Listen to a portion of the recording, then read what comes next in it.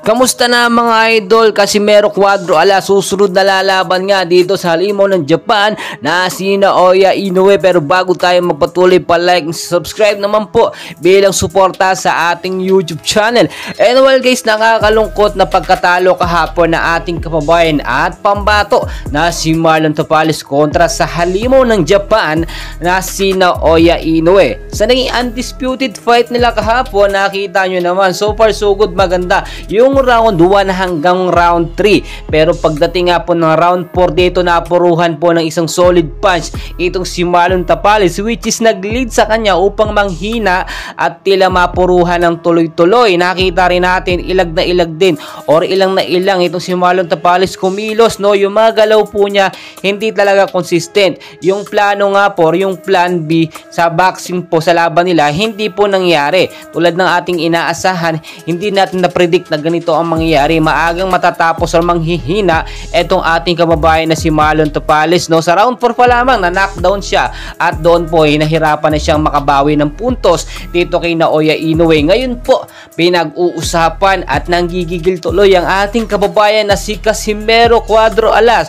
Nangyari po ang kanyang sinabi noon na hindi tatagal ng ilang rounds ito si Marlon Tapales kontra kay Naoya Inoue. And well guys, paano ito nasabi ni Casimero Cuadro Alas? Dahil nga po alam ni Alas, no, ang mga galawan, no, nito nga pong si Marlon Tapales at yung kanyang stamina daw ay hindi tatagal dito kay Naoya Inoue, which is nagkatotoo nga. Siya lamang daw ang may kakayahan, no, or makakatapat dito sa halimaw ng Japan na si Naoya Inoue. Noon kasi, no, talagang hinahamon ni Casimero Cuadro Alas ito si Inoue, pero talagang umiiwas talaga itong si Naoya Inoue ang kampo nila na makaharap itong si Alas, no. Ang ibig sabihin lamang, ang kinakatakutan ng kampo ni Naoya Inoue ay itong ating kababayan angas ng Pinas na si Cuadro Alas. And while guys, hindi talaga makakatakas after po kasi ng laban ito nga pong si Marlon Tapales at Naoya Inoue, ay posibleng isunod na itong si Casimero Cuadro Alas